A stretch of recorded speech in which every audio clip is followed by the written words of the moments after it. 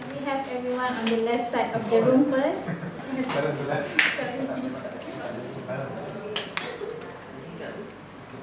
Okay, I think we just start. The students will keep coming.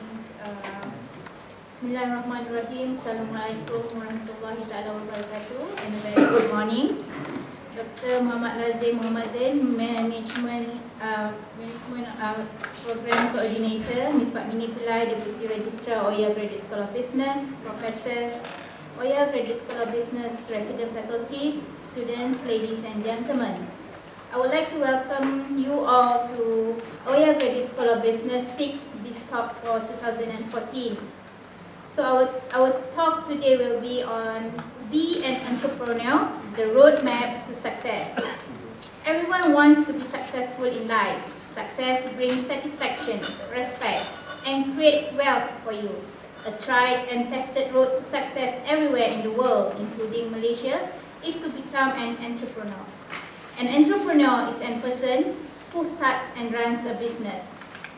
This BizTalk then is designed to be an introduction to entrepreneurship and the soft skills needed to be able to prepare a person for the life as a successful business person. Today's talk will be delivered by Mr. D.Vidya.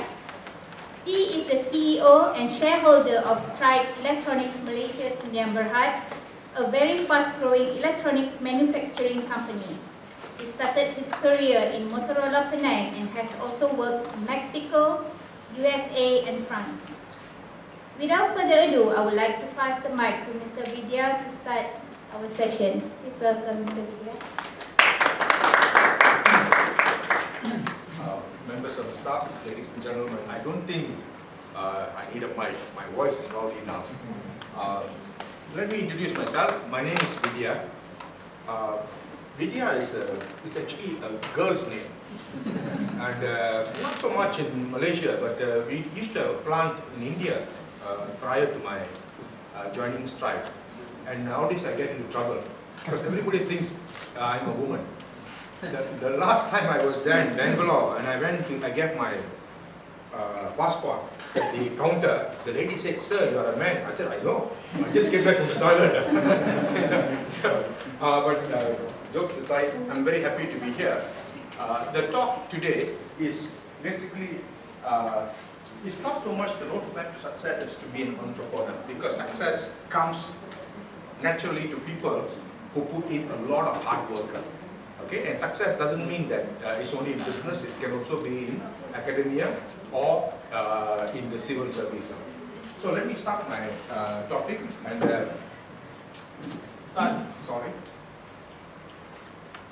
start with the agenda. Give you a background on Stride Electronics. I was in France for 9 years. I was in France for 9 years. I came back. Neither too young to work for people, nor that old to retire and stay at home. You know? So I decided that I'll come back and do a management buyout of the plant in Penang. So myself and one more friend of mine, two of us, we put in some money and we bought up this electronics company. In September of 2012, the company started operations. So give you a background on Stride. What is Malaysia's vision? An introduction to entrepreneurship. And entrepreneurship and success actually are twin brothers. People want to become entrepreneurs because at the end of the day, they want to make something for themselves. So what does success entail? The soft skills of being an entrepreneur, the acumen. What are the considerations when starting a business?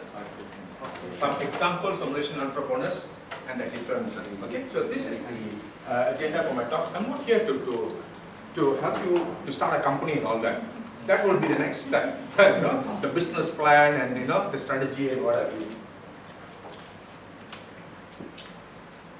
Okay, background on Stride Electronics, founded in 2012.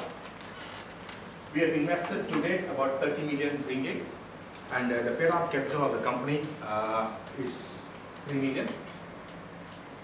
Current headcount is 161 employees. We are totally export oriented. Nothing we build is used in our country. It's all exported out. Our customers, a lot are from Northern Europe, Sweden, Norway, Germany, Netherlands, that's the northern part of Europe, then you have France, UK, Australia, and USA. It's a pleasure to do business with especially with the Northern Europeans, because it's easy. They shake hands and that's it. They mean what they say. You don't have to worry about any other thing. Very interesting group of people. So our sales in 2012 was about 9.8 million. So we started the first year quite well, because we also had profits. We are one of the very lucky companies that in the first year of business, we had a top line and a bottom line. So we had profits. Then in 2013, our sales went up to about 22 million. This year, we will do about 40 million. Our April's, sales closed. So we did about 5 million for 1 month. For the month of April, we did 5 million. So we extrapolated times 12 is 60 million. So we are going quite good. Our goal is to be a 100 million company by 2016. And we believe with the current existing contracts that we have, that we will be on track to achieving this goal. Okay? We'll probably be better than 100 million, but better to be conservative. Overall, right now, with sales of, we haven't achieved the 40 million because we are halfway there. So right now, we consider ourselves a mid-sized company. We are self-funded, no borrowings from anybody. Okay? But my brothers and sisters, they don't like to see me because I keep asking them for money. Taking some money from there. But we are self-funded, mostly from all the savings and all that investments that we've had in the past, we put into the company. No borrowings. We have not asked the government for any help. All the equipments are fully paid for. Okay, all the 30 million that we have invested actually went to equipment, because it's electronics. The investment is pretty high. Okay? We pay multinational salary. And if you come to our company, because I'm from the old school, we are very multiracial. We have very diverse group and very good group of people in our company. Our niche, and this is very important, if you are going to go into business, if you think of yourself that you're going to be an entrepreneur, you must think of your niche. There must be a difference that you can make. Okay, you can sell nasi lemak. The person next door can sell nasi lemak. But what is the difference that your nasi lemak does that people will buy? You have seen it so many times. There can be two big restaurants next door to each other. This one, people will be waiting. This one, nobody will be coming. So that, so the important thing all the time is, whenever we think is, what is the niche we can be? Our niche is, we provide design and new product introduction capabilities. That is our niche. In electronics, anybody can design a product. There's so many brilliant people in this world you won't believe it. They can come up with a fantastic product. But how do you take that product and manufacture it so that people can buy? That is the difference. That's our niche. That's how we do it.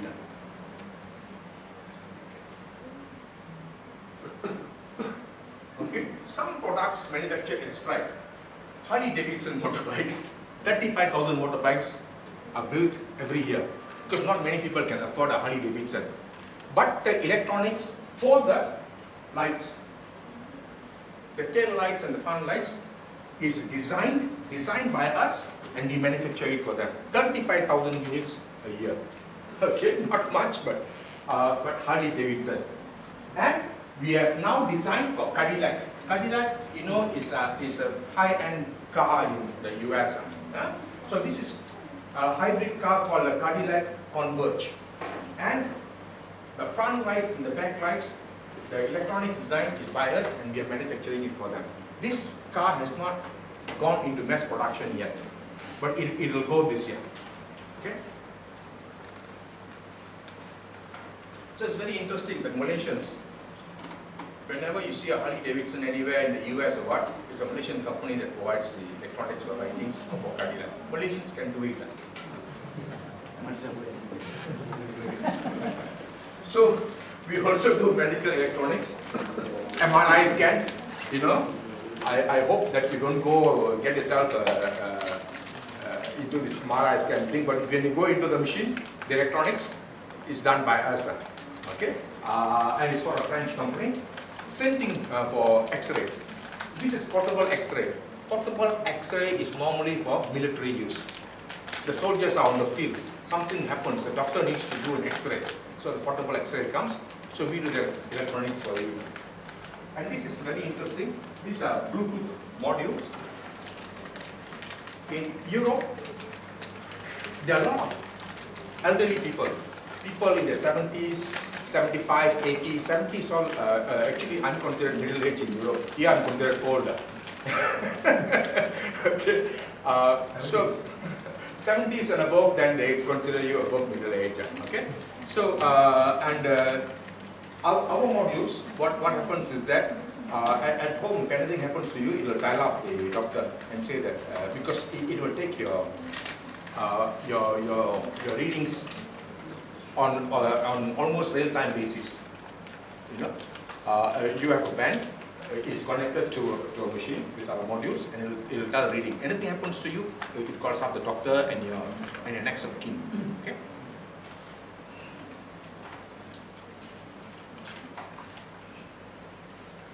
We also build RFID electronics. We build the security gates. We build radar modules, antennas. We do that for French company.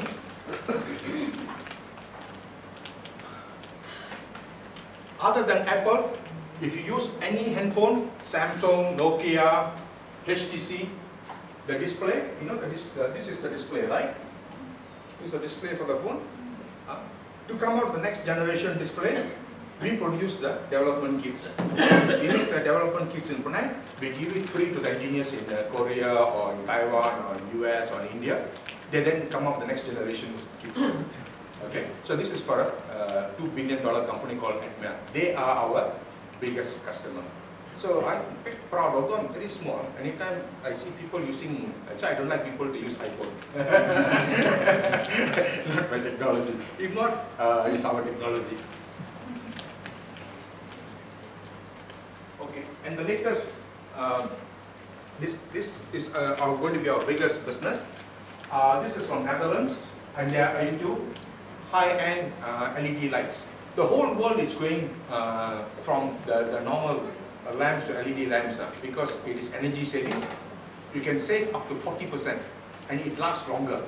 Okay, so we have won the contract. They have 4 companies manufacturing for them. One in China, one in Switzerland, one in Malaysia. They're shutting down all their other companies. They're giving the business to us. So this is why we are very confident we'll go into 100 million, because this business alone for us next year is worth something like about 40 over million. One customer alone. Okay. There's a lot of lamps. Everybody buys lamps. You know how many lamps are shipped out a year? I also didn't know. It is 18 billion lamps. Yes. Somewhere in some house, one lamp is being blown. Somebody is building a house. 18 billion lamps. They are talking about 1 million.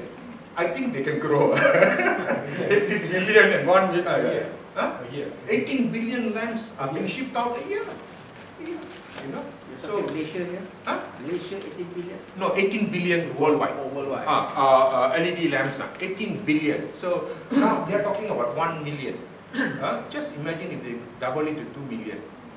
2 million lamps is nothing when you compare to 18 billion. So that's about that. What I've done is I've encapsulated Malaysia's vision into just this. Malaysia's vision 2020 is to be a developed country. And what do they think a developed nation should have? Should have a per capita income. Every person should have a minimum of 49.5 0.5, 50,000 ringgit a year earnings to consider our country as being developed. That is what the vision was. Today, our per capita income is about 10.6 US in terms of US dollars, 10.6K, okay, or 35,000 ringgit on average, which means about 3,000 per month. Unfortunately, 80% of Malaysians earn on average this 3,000 to 4,000 per month, okay, and the bottom 40% of Malaysians earn 2,007 ringgit or lesser. So the whole idea is to take everybody to at least 50,000 ringgit per annum. So, but economists have also warned, Malaysia has fallen into a middle income trap, where the company, where our country is unable to make the leap to developed nation status. Okay, so I put some things there, but it is not the topic of the discussion today. Today is about entrepreneurship. But why I put there is because entrepreneurship does talk about leadership, what is needs to be implemented, and execution. Okay.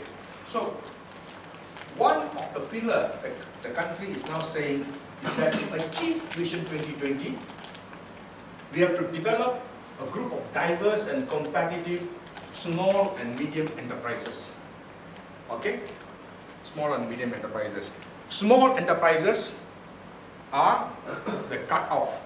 It can change. The last I know, the cut-off is 25 million ringgit sales, and below 200 people you employ or below. Then you're considered a small. If you go above 25 million or you have more than 200 people, you're considered medium. Okay, so that is what you call how the government considers a small and medium enterprise. Small and medium enterprises are crucial to the growth of any country, not only in Malaysia. In Malaysia, you won't believe it, it is not the Petronas or the Tenaga that hire a lot of people. 97.3% of business establishments in Malaysia are SMEs, small and medium industries. 90% of them are in manufacturing, but it contributes only 33% of GDP. Japan is 55%, Hong Kong and Korea at around 50%. Okay, but in advanced economies like in US and all that, SMEs form up to 98% of total establishment and more than 65% of employment. You won't believe it that in the US, SMEs contribute to 80% of the employment. Not Google, Yahoo, Coca-Cola, but the SMEs. This is quite true for many countries, you know. Yes. But the focus often is to be on the big fellows. Or the big fellows, yeah. The small fellows contribute. Small fellows, you know. Okay. So it's very interesting. Even in India and China also. Yes, absolutely. Especially China. Yeah. A lot of small and medium industries. Okay. So in Malaysia, there's 662,000 business establishments. 645,000 are considered SMEs. So 18,000 are larger companies. 18,000 are larger companies.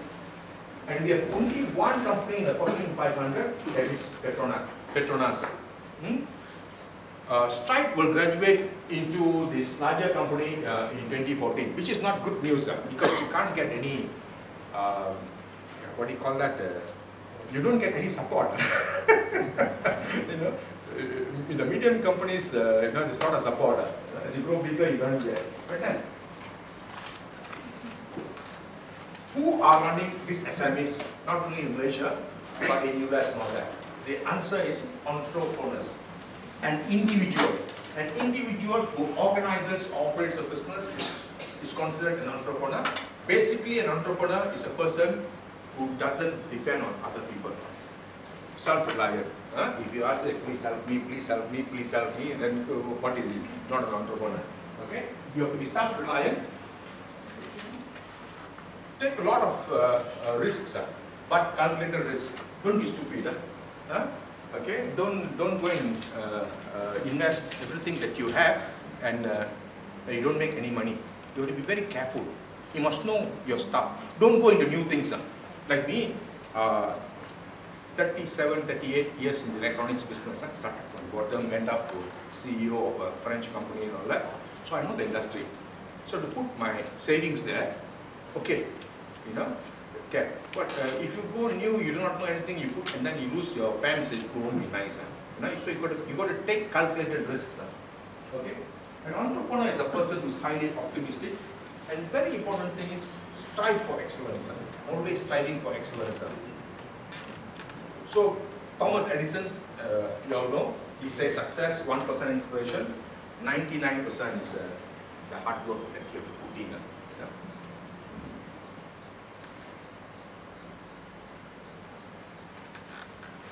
So very interesting, success. I put here, success, the actual meaning of success is the realization of a desired goal. Right?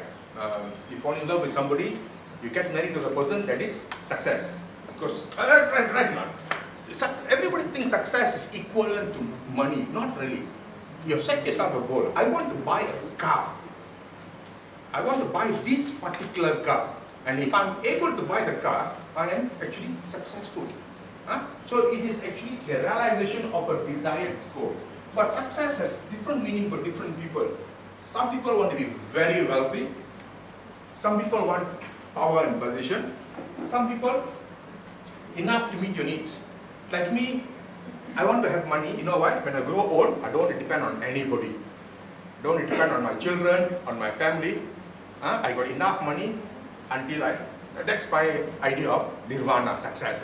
Okay? So different people have different meaning for success. Some are happy with what they have. This is fantastic. That's what we call self-actualization, right? Some people, they don't need a lot of money. They want that amount of money. They want a good family. They want to have grandchildren. They want to have a dusun. They're happy. You know? So that also can be success.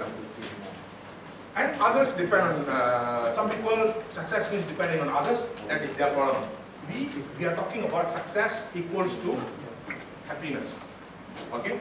So I am trying to tell you that I have seen many friends of mine too. They've gone into business and they have become happy. Okay? They have become happy for many reasons. One, there is material gains. They do make more money than other people. But more importantly, they are self-employed. And number three, these people who gone into business, they seem to have a different air because they are employing people. They feel good, and then they're exporting. They feel good. You know, they are bringing in foreign exchange to the country, so they feel good. You know, so that can also be one of the reasons why people want to be successful. And my idea today is to tell you, to see whether I can help to encourage some of you to become entrepreneurs. Remember, there are many entrepreneurs. The young girl who's selling pisang goreng is an entrepreneur. If I'm not mistaken, there is a person in Malaysia who did sell pisang goreng and became a prime minister. Success or not? So, you know, because they're driven, you know, they are driven. So an accepted symbol of success is a millionaire. It was a TV show in the US in 1955 when the term, what do you call, the term millionaire. Now it's a billionaire. Now it's a billionaire. There are not many billionaires in this world. I'll give you the statistics. Very interesting statistics. The terminology for a millionaire is a person who has 1 million. Anywhere in the world. If you have 1 million Malaysian ringgit, you're not considered a millionaire. In Malaysia, yes, but the international terminology is 1 million US dollars of currency. It can include your primary residence. That means your worth, you have 1 million, whether in savings, in investments, including your house. What is the house worth? Okay, that was the term. And then, as always, somebody will try and make it better or different. So Merrill Lynch and Kate Gemini, they said that a person is considered a millionaire if he or she has 1 million, that is 3.24 million ringgit, that can be invested into a business and still be okay. So these are the two terminologies for millionaire. So using the less tighter terminology, where you have $1 million worth of currency, which includes your primary residence, there are 24.2 million millionaires in the world, at less than 0.5% of the world's population. Okay, I'm talking of legitimate millionaires. Remember, in this world, there is two kinds of economies. There is the legal economy, yeah, and then there is the Underground. yes, which is Like, the black economy, which they say is actually double that of the normal economy. In some countries it's the same, like in India it's double or triple or whatever. In some countries. So we can't talk about those people. We are talking about a legitimate group of people. So out of this 24.2 million, 50% live in the US and Japan. Okay? US, I worked in US and I think some of you have traveled there, some of you will have a chance to travel there. You see how it's a very different country, US and France. In the US, if a person is rich, everybody envy you because they want to be, they want to see how to make themselves as rich as you are. In France, if somebody is rich, people will get jealous. So in France, the rich man doesn't show off he's rich. Doesn't show off. In US, they show off that they're rich, big cars, you know, those kind of things. You know, the stretch limousines and all that. So it's a different kind of thinking. So if we use the Merrill Lynch criteria, there are 12 million people, about 2% of the world's population, which has the ability to invest about 1 million. So about 110,000 people in this world have got assets that they can invest that are greater than 30 million, and they are, at the last count, 1,125 billionaires. This 1,125 billionaire numbers can change as the market goes up, comes down, and all that. Okay. So out of this 1,125 billionaires, Malaysia has 18 billionaires. Because when Dr. Lin and Pak were talking to me about this thing, when I actually started getting the statistics, only about 5, 6, 7 weeks ago, when I was doing this, Malaysia had 14 billionaires. Then the new results came out, we have 18 billionaires. You know Pavilion in Kuala Lumpur? You know Bukit Bintang Pavilion? The guy he's the latest billionaire. You know, so these things keep changing. So we have at 1.6% of the world's population, of the world's billionaire population, about 18 billionaires. Chinese at 14, Malays at 3, and Indians at 1. Okay, this is February 2014, the latest numbers. Okay.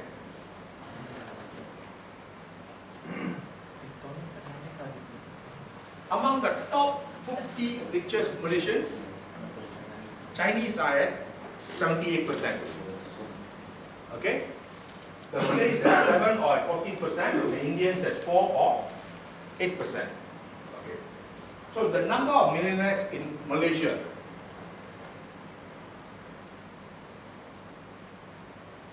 (2012) actual 36,000. They're projecting about 76,000. The country that is very interesting is Singapore. They got 5 times less people and 5 times more rich people. Because they got nothing in Singapore. So they got to figure out how to make a living. You know? So they're all very busy exporting something, you know, inventing something. You know? A very interesting country here.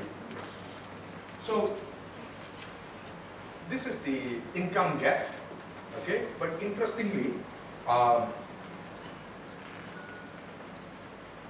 in Malaysia, the fastest income growing trend is with the Bumi Putra, because not only working for the civil service, a lot are going into business.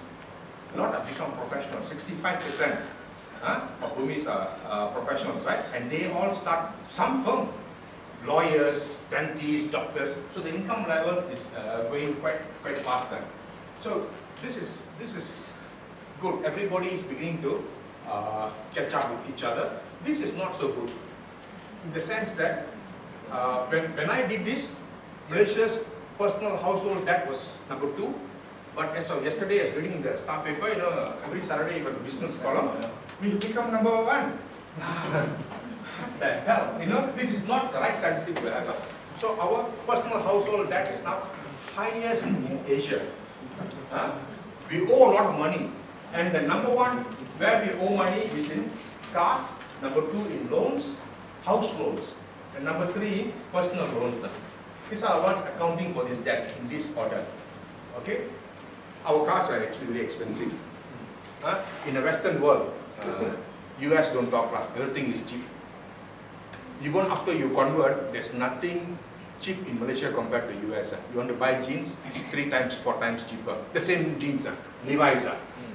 You know, a Dockers pants, Dockers is what we wear for work because no need to iron. Malas nak iron, pakai Dockers kan. So it is about 40 to 50 US dollars. Whereas here, it is about 100 plus, 120, 130 US dollars. Can you just imagine that? So everything is cheap in US. Food and all that. So forgetting that, cars, in the developed world, they have a measurement. 6 months of a salary is what you should pay to buy a car. So in France, a cheap car like a Skoda, Skoda, Lada, all that, is about 3,600 euros. You convert also about 15,000, 16,000 ringgit. Boleh dapat kat sini. Program pun cannot, maybe 4 tires can. So very expensive, and that kills us because our transport system is not good and our cars are very expensive. Everybody must buy cars, cannot take transport, and then we go into, and this is the only country I know where we have 7-year, 9-year plan for loans. So we pay a disproportionate amount. Yes, your salary, a lot of it goes. Like in France, when I buy a car, I change car every 2 years or so. You know why? I don't need to buy a car like here. Cars depreciate. Why do I buy a car? I go to this one. I like Peugeot. So Peugeot. Okay, I want this car. So you put a down payment of 2,000 euros. Every month you pay 300 euros or 500 euros, depending on the car. 2 years later, you go to Renault, then you surrender. Because you have a 2-year, 3-year contract, you surrender, you get a new car. So every 2-3 years, you're getting a new car. The car doesn't belong to you, but who cares? Because you can buy. I know, I had one car. At the end of the day, after I sold the car, I could buy a chair for my massage arena. You know, that's all. The cars depreciate. So here we have to own cars. There they have got different kinds of things. So our household debt is not quite high. Okay. Our per capita income places Malaysia in the middle, number 66. But we were at 46 in 2011. Many countries are catching up faster. In the 1960s, we were richer than Japan. We were richer than Japan, Hong Kong, Korea, Taiwan. Even in 1980, South Korea was behind us. Okay? But today, they're 2 times higher in terms of per capita. So, my talk is designed to all of you, to encourage you to become an entrepreneur, to get ahead of the curve. Okay? We can all talk about this and say that, okay, we are all here. We don't want to be in this group. We want to be ahead of the group. There is a group of people in Malaysia ahead of this group. You can be part of that group. So, this you can read. In the US, 60% of millionaires are business owners. Very interesting. 24% are from management. Even more interesting. So I tell some of my friends, you don't have to go into business to become successful. You can also work for people. Work very hard for them, they will recognize you, and you also can become good. For example, if you work in Intel or Avago or Motorola, let's say you work in Avago. Avago, I can tell you the latest, manager. Manager is given 50,000 shares. The manager was given 50,000 shares in 2004 at $5 US. Now that shares are worth $60 per share. So suddenly this manager friend of mine, she has got 3 million ringgit worth of. So you can also do that. But you cannot become a manager in a multinational company or in any company without putting your heart and soul of very hard work, intelligent work, very smart worker. That is very important. So you can become a business owner. One way to become successful, you can go up to management, you can become successful, or if you are lucky, you can be born to a rich family. Which I think, I do not know about you, but I wasn't born to a rich family. They call it accident of birth. So my accident of birth is not to be married, not to be born to a rich family, but that's okay. So assuming you're not from a rich family, there's still a greater than 80% chance you can become successful. In life, they call it the 80-20 rule, right? Okay. So in Malaysia, I've given you the statistics.